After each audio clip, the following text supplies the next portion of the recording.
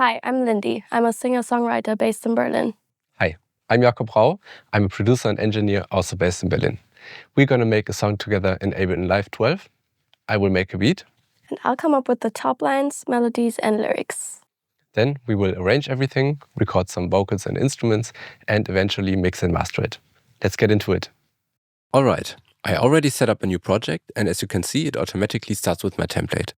Usually I have more third-party plugins in here, like from Universal Audio or Waves, but I rebuilt everything with stock FX so you can try out some of the techniques yourself and better understand what I'm doing. I always have my drums on top, followed by bass, FX, instruments, and vocals. I like to have my groups and tracks color-coded, so it's easier to find everything. The groups have some audio and MIDI tracks with some plugins on them, and they are already routed correctly, so I can get directly into making music instead of having to set up my channels from scratch each time. It also helps me to have a consistent gain staging, but more on that later. While I make the beat, I will constantly check in with Lindy to get her feedback and check if she likes what I'm doing. During that process, she will already start writing lyrics and top lines. For the session, it's really important that we interact, discuss, and try out things together. Sometimes we start from scratch, and sometimes we start with auditioning loops to quickly catch a vibe. Today we want to start with drums, so I've selected a few drum loops to show her, and together we decided that we want to go with this one. I'll drag it onto an audio channel and adjust the BPM while I play it to see which tempo we like.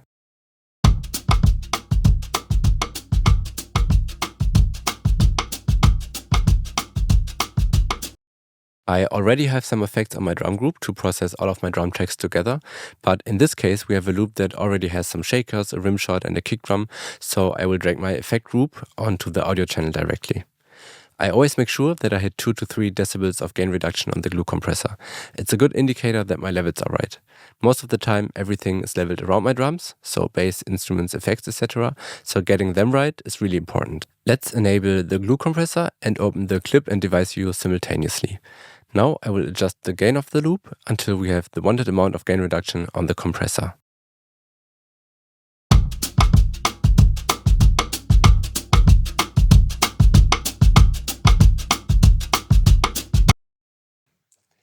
I like to start gain staging at the beginning of my process because some of my plugins and effects work best with a specific input level. If I'm going in too loud or too quiet, they might not reach their full potential and I might get some unwanted distortion or artifacts. Now I will play the loop and adjust the release time of the compressor.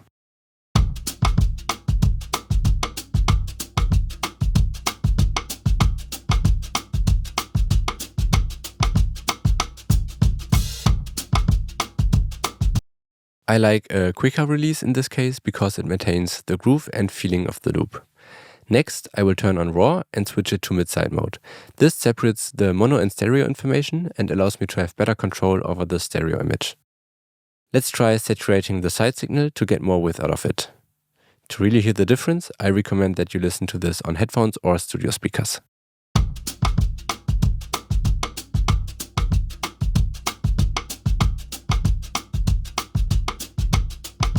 I will also enable the channel EQ and try what it sounds like to boost some high frequencies.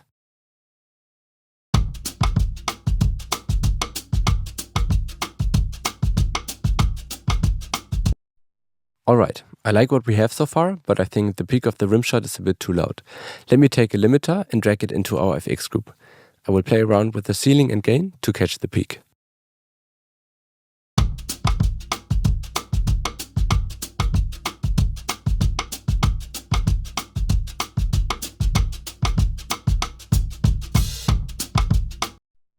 Cool. To show you what we just did, I will open up the mixer, and on the master channel we have a peak meter and it will reset if I click on it.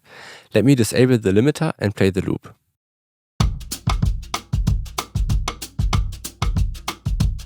The loudest part of our loop peaks at around -6 decibels. Let me reset it again and play it with the limiter enabled.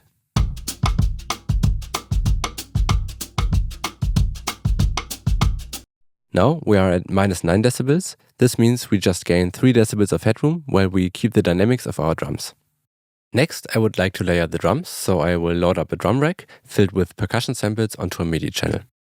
I will rename it by clicking on the channel and hitting Command R. I will call this one percussion rack, and while I'm at it, I will also rename the top one to drum loop. I will play around with the samples on my push and see what I will come up with.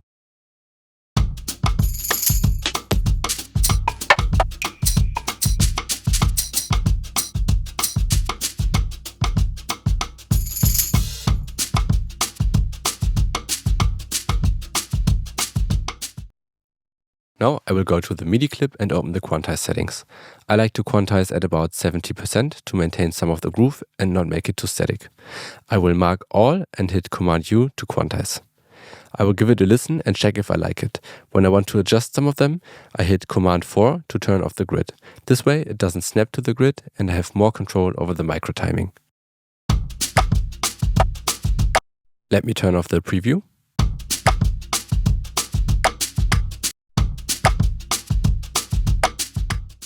I really like the pattern, but I would like to replace some of the samples. We can do this inside the drum rack with similarity search. I will click on this button here, and now I can replace the percussions with similar ones that I've found in my library. I will hit S to solo the percussion, and then we can start.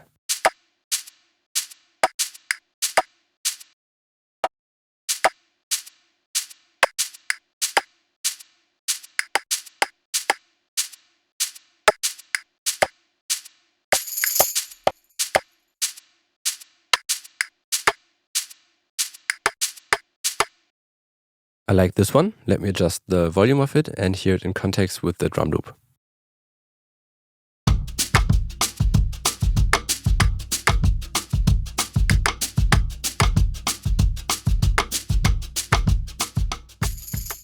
I'd like to add some background noise to get some texture, so I will hit Command F to search my whole library and type in tape noise. I will take the first one and add it to my audio channel. I will unwarp it and hit Command E to cut this little piece here at the end. I will turn it down a bit.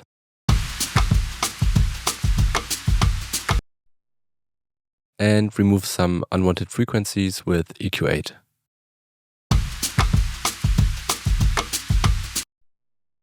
Now I would like to add some movement to it, so I'm gonna add an auto filter, adjust the frequency and play around with the LFO. I will dial in the amount.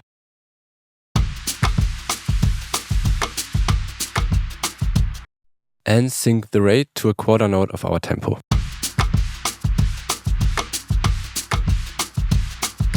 I would like to adjust the starting point of our LFO, so I will set the offset to 180 degrees.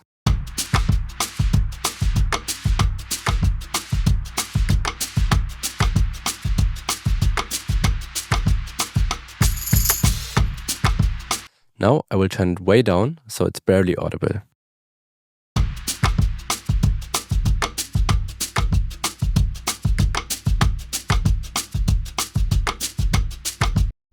What we did now was very subtle, but I will play the drum loop with and without our additions, and you can hear that it adds a lot of texture and groove.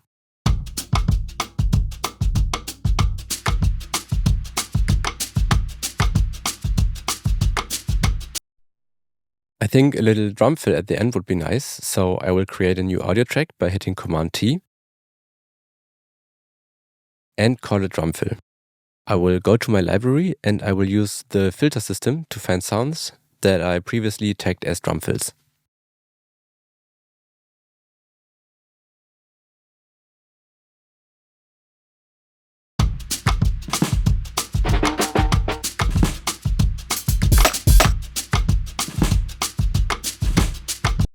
I like this one and will drag it to my audio channel.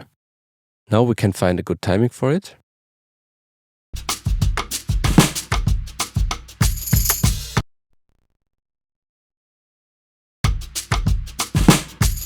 I'd like the snare to play twice, so I will duplicate it by hitting Command and D. I will turn them both down, but the second one a bit more, so it's not that static. Awesome! I have a library of pre-made samples and loops. I will play what we have so far and click through my library until we find something that we both like.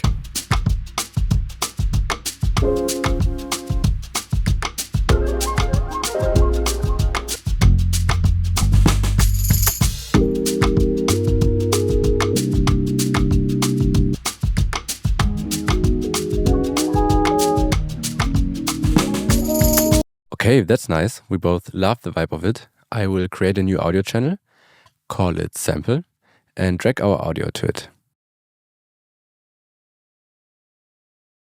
Since it's longer than our loop, I will mark the rhythm section and duplicate it by hitting Command and D. I will mark everything again and hit Command L to loop it.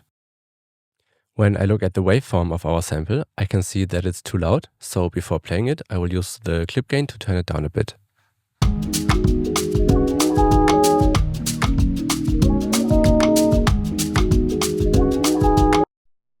Let me quickly turn down the percussion loop a bit more.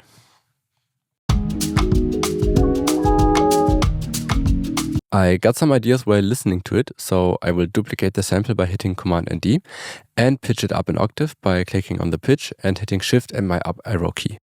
I will turn it down while playing it.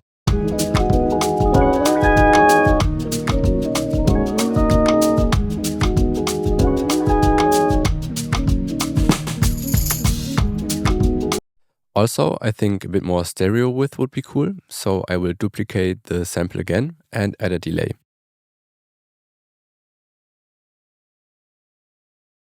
I will make it 100% wet, turn down the feedback, and adjust the time settings, so the left channel is on 1 millisecond and the right is on 10 milliseconds.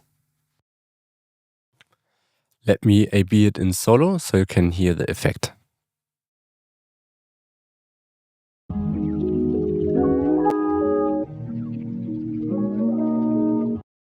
This is called the Haas effect, and it's awesome to make a sound really wide. I will use the filter to cut some of the highs and low frequencies.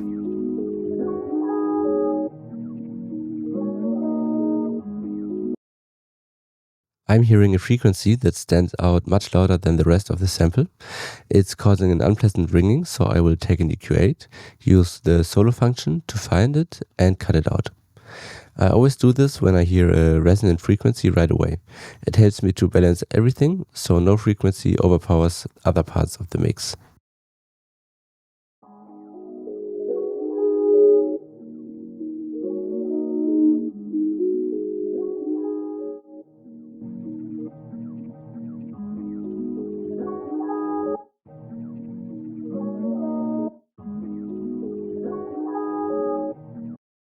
Let me rename the two channels really quick. And now let's listen to what we have so far and turn off the two additional sample layers to hear the difference.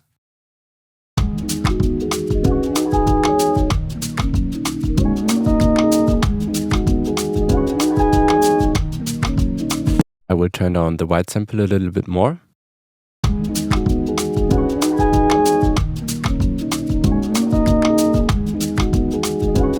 I will highlight all of the three channels and hit Command G to group them and call the group sample. Now we need some bass. I would like to record a bass guitar, but unfortunately I don't have one in the studio right now. Instead, I will use my electric guitar and pitch it down an octave afterwards. I will connect my guitar directly to my interface and record something.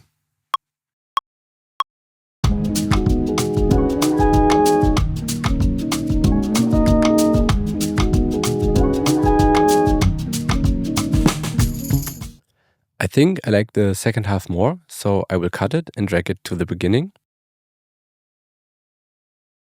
I will double click it, click on the pitch and hit Shift and my down arrow key. Let's hear what that sounds like.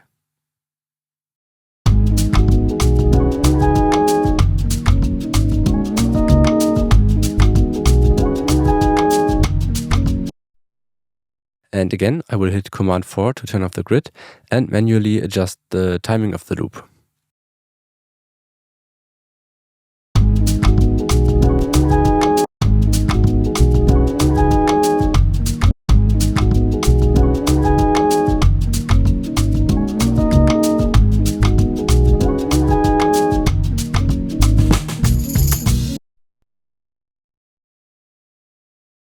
Okay, nice. Let's duplicate it. And then let's add a bass amp to it. We're going to use the Ableton amp and the preset bass roundup. Let's listen to the bass and play around with the settings of the amp. I don't have anything specific in mind. I would just like to adjust the volume and check what it sounds like to add some treble and presence.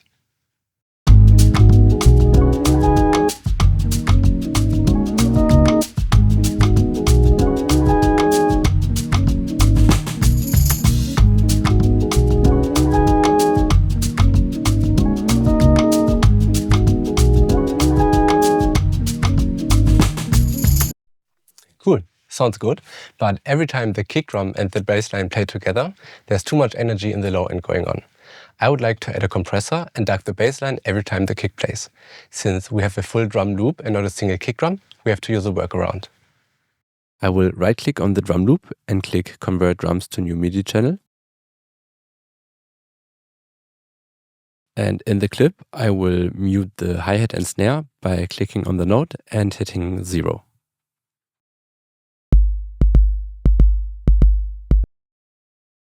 Now we have only the kick drum from the drum loop, and I will rename it to Sidechain Trigger Kick. I will mute the channel and go to my bass channel and drag a compressor onto it. Go to the sidechain settings and set the audio from to Sidechain Trigger Kick. Now we can adjust the threshold, attack and release. But first, let me solo the bass and the drums so we can better hear what we are doing.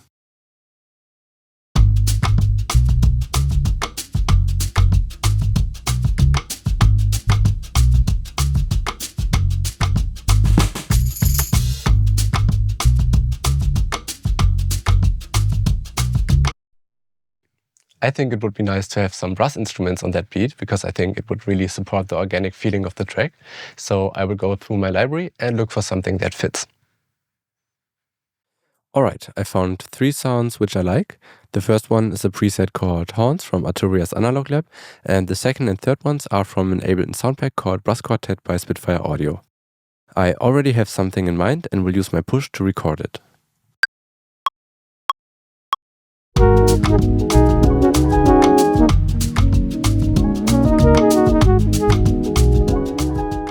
I will go into the MIDI clip and again adjust some of the timings manually. I will click Fold so I have a better overview of the notes. I also recorded the other 2 sounds from the Spitfire audio pack and will show you how everything sounds together.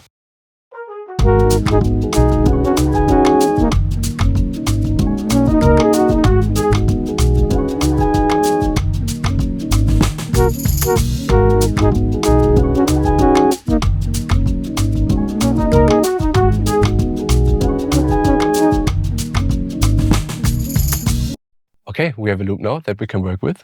Do you already have an idea about the song structure? I would like to have kind of a classical structure, so 2 verses, 2 choruses, and an outro. Just because I like to have a structure that is easy to work through, kind of like a to-do list. I also think it would give the song kind of like an old school rap vibe, which I think would be nice. Yeah, nice. I like it. So I will quickly make an arrangement in live and then we can give it a listen. Yeah. I will mark everything and duplicate it a few times. I will create a short intro using the drum loop by dragging it to the start and holding down the Option key. Now I will right-click on the timeline and create a new locator. Let's call this one intro. Let's rename the second one to verse 1. And let's create a few more for the other parts of the song.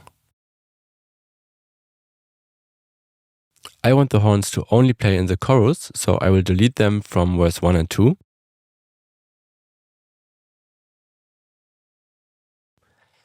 And let's drag this pre-part to the beginning of our chorus. And duplicate it to the second chorus by clicking Option and dragging it to the right place. I will play what we have now and Lindy will walk me through her ideas. I will bring in some suggestions and together we will work on some of the flows, melodies and lyrics. While doing that, we realized that we don't want the bass line to play all of the time, so I deleted them from the verse and recorded 2 new bass sounds. The first sound is a preset called Polyplugs of Life's new synthesizer Melt, which I saturated a bit using Raw, and the second one is a recording of my Roland Juno 6, which is an analog synthesizer. When it comes to recording vocals, I have two groups in my template. One with 5 audio tracks, which I use to record. These tracks don't have any effects on them, and they are all routed to another audio track called lead, which you can see down here. This one is set to no input, and the monitoring is set to in. This means that everything on these 5 audio tracks will automatically be played through the lead track and the effects I have on there. I like this way of working because it helps me save CPU. If I want to adjust the EQ on my vocal, for instance, I just have to do it once instead of every time per track. On my lead channel, I have an effects chain with multiple devices. During the mixing stage, I will adjust some of the settings and add more plugins if needed. The backing track is another audio channel which has the same processing, but slightly different EQ settings for my backing vocals. Most of the time, I record my vocals with a studio mic from Slate Digital called the ML1, which is going through a Rupert Neve 1073 preamp and a TubeTech CL1B compressor. After the compressor, it goes into my audio interface. This gives me a very clean and present vocal sound. Because of the TubeTech, it's already compressed, so I don't need to apply that much compression while mixing. In this case, however, I think it could sound a bit too bright if we record like this, so we will also try another microphone, a Shure SM7B, which goes straight into my interface. We will test both of these setups and compare to figure out which sound we prefer. I created 2 new audio tracks in my recording group and named them accordingly. I turned off the vocal chain on my lead track so that we have a fair and clean comparison. I've also adjusted the preamp gain so both microphones are recorded at roughly the same level. To compare them in context, I deleted a few parts from each recording so it will switch between the mics when we play it back. I will turn off my mic in the control panel of my interface and we will listen to the comparison. I am alive and I am well. There's to be enough until I got a plan. Give me all the joy and all the pain. I'll handle it, 'cause the risk is worth the take. The risk is worth the take. It's a very close call, but we both prefer the SM7B microphone because it sounds less bright compared to the Slate ML1. We think this fits the vibe of the track a little bit better. Let's delete the comparison tracks and enable our vocal chain again. Let's rename the first track to chorus lead and arm the track, since it will be the first thing we record. Before we start recording, I will unmute the microphone and I will right-click all the channels and select Show Take Lanes. This will allow us to record multiple takes on one channel and then combine the best parts from each take into one. Okay, let's start recording.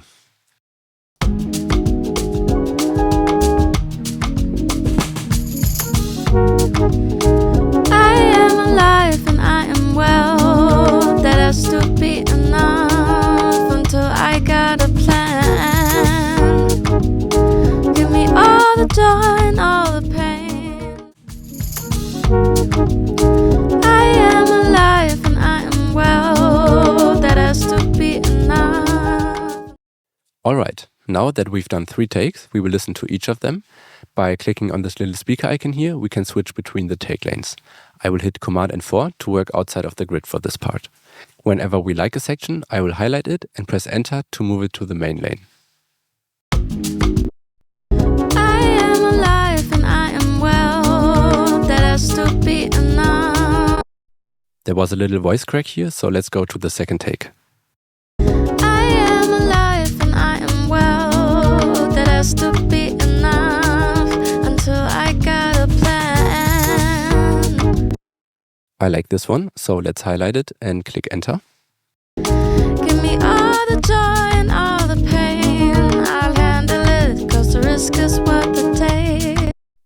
Let's go to the next one.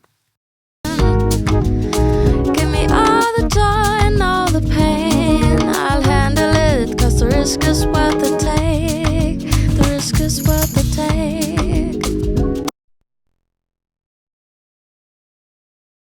Now that we have a full take that we like, I will go into the recording and remove everything that we don't need. To do this, I will use the horizontal zoom function so I can better see the waveform. I will also manually cut and adjust the volume of the breaths. This gives me a more natural result instead of using a tool that does it automatically. I am alive and I am well. I will hit Command E to cut it, lower the gain, and give it a little fade in. I am alive and I am well. Give me all the joy and all the pain. Give me all the joy. I think the chorus should play twice at the end, so I will copy it to the second chorus. I will highlight it and hit Command, Shift and D. This will duplicate the selected part and move everything behind it further back.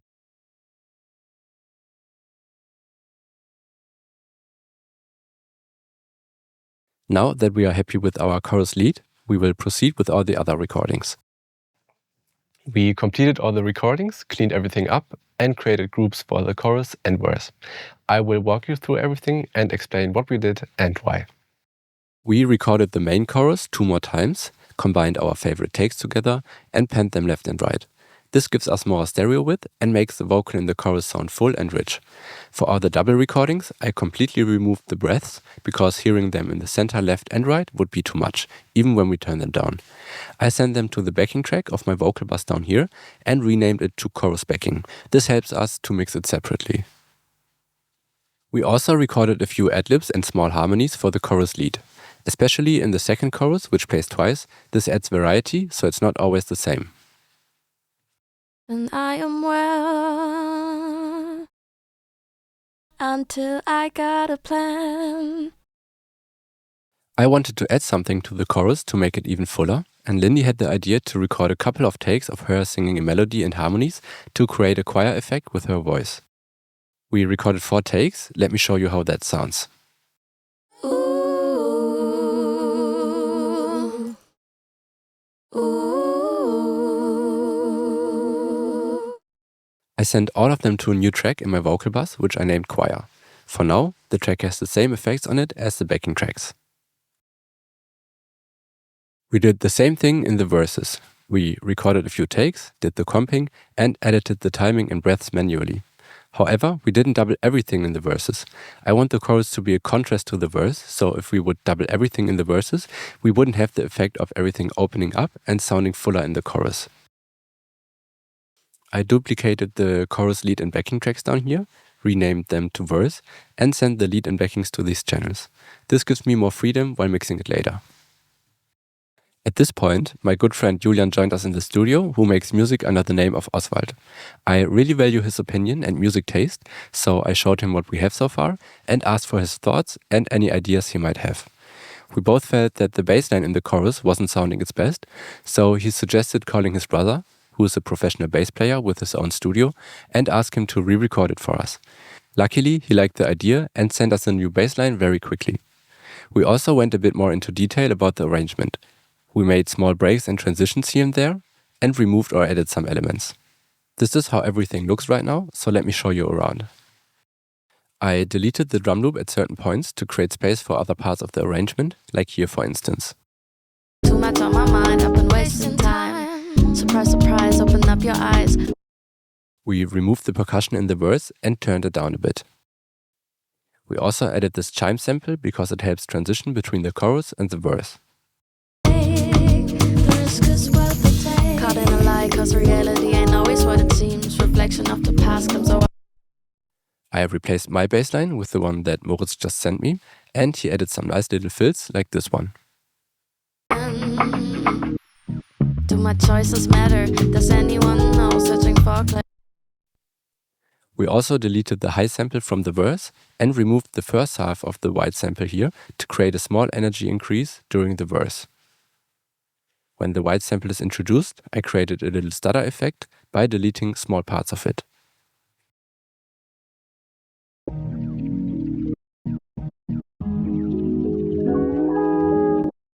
We had the idea to add some guitar to the outro, so I will be recording Julian, who plays something. Handle it, cause the risk is worth the take. The risk is worth the take.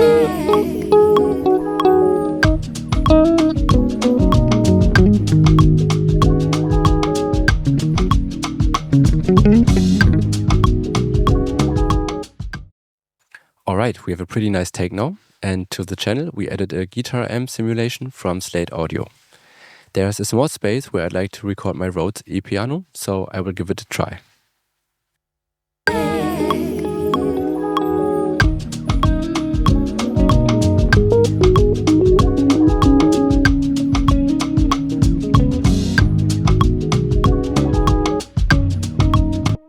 Awesome. I would say we are done with all the recordings and arrangement of the song. I will take a small break and then we can start with the rough mix of the song. I always like to polish things a bit at the end of a session so we can take it home and listen to it. I never do the final mix or master on the same day though, because I lose objectivity after listening to the track so many times. I need to refresh my ears before making serious decisions about the song. I have two tools that help me with this process. The first one is called Reference. I put it on my master channel and load a few tracks that I know well. The plugin matches the volume of my reference tracks to my project. While mixing, I sometimes switch between our song and the reference song to refresh my ears and maintain perspective. The second tool is called Tonal Balance by iZotope. I can choose a reference genre, in this case R&B soul, and it shows me what a good frequency balance looks like for that genre.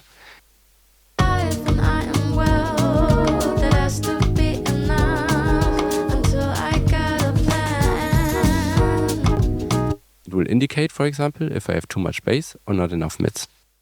I always start working on the beat, so I mute the vocals for now.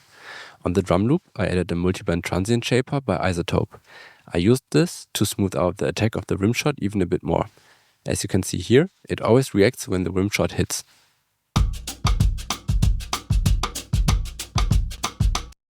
Second, I have Gullfoss, which is kind of an intelligent equalizer, which listens to my material and evens out the frequencies. At the end, I have a multiband compressor by FabFilter to tame the top end of the drum loop. I set it up so that it only cuts the highs when they get too loud.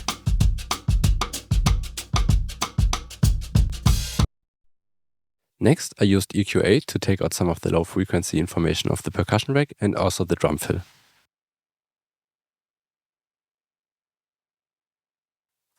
On my sample group, I added a ProQ3, which is a dynamic equalizer by FabFilter. I was aiming to reduce the resonance of the vocal in our sample, which I will show you now.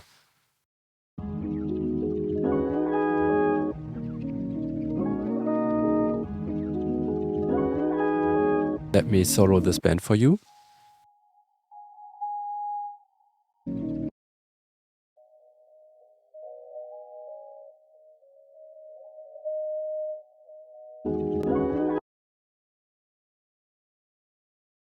Next, I used Soothe, which is kind of like Gullfoss, but it targets more of the resonant peaks of the source material. I will put it in delta mode, which means that it only plays the stuff that it removes, so you get a better idea of it.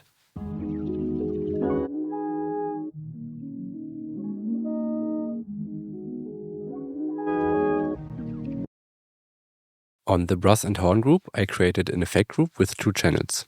The first one has a delay to archive the Haas effect like we did before on the sample, just to give it a bit more width. The second one has a multiband compressor called C4 by Waves. I used it to get the mid-range under control and boost the top end a bit.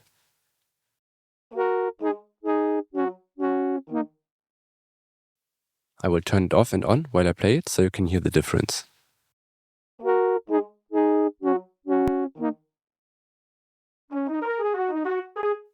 At the end, I used an EQ to get rid of some of the low mid frequencies. Let's unmute the vocal so I can show you what I did here. I adjusted the vocal chain on each track a little bit. I dialed back the multiband dynamics to 50% and added another compressor to control the volume of the vocal even a bit more.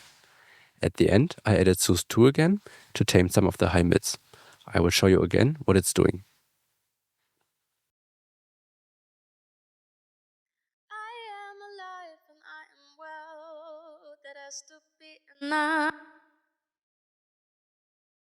I added another EQ to dynamically control the high mids even a bit more.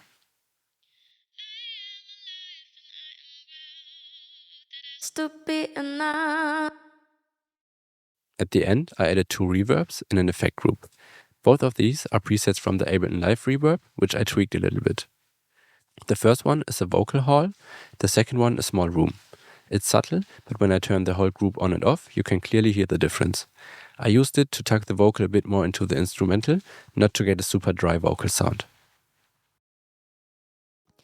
I am alive and I am well. That has to be enough until I got a plan. I did roughly the same on all of the other vocal tracks down here. The only difference was, on the verse lead, I gave it a little boost in the low mids to make it a bit warmer. Let me quickly show you the frequency that I boosted. Does anything we do even count up and messing up, falling in and out of love, doing it for the Now, let me show you what I have on the master channel. The first one is an external audio effect, which sends the audio to my analog compressor. I use this to glue the mix together a bit, but it's really subtle. The cool thing about this is that I can control it with a plugin. As you can see, I have a long attack, so I'm not catching my transient, and a fast release, so I don't mess up the groove. The needle is barely moving.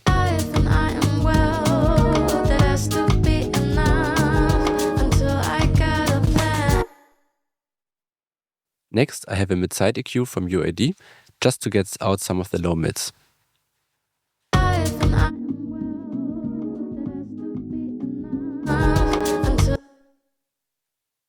This button here makes everything under 70 Hz mono for me, because I don't want any stereo information in the deep lows. Next I have Soothe, and I use the preset, which is called This Great Song Is Even Greater, and let me show you what it removes.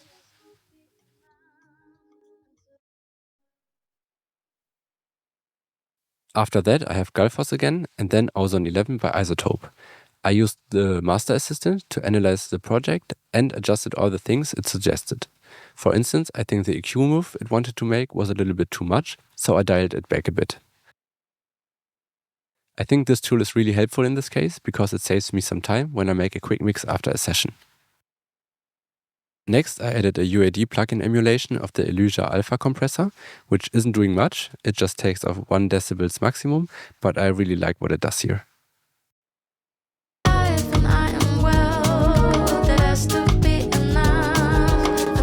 The last thing in my chain is a FabFilter Pro L2 limiter to make sure I'm not going over 0 dB.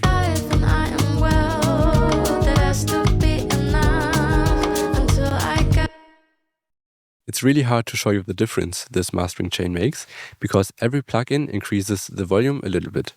I have another tool, which is called Perception AB. Can put 2 instances of it in front and after the chain, and it matches the perceived loudness of the before and after. Let me show it to you, and then we can compare what the mastering chain is doing to our song.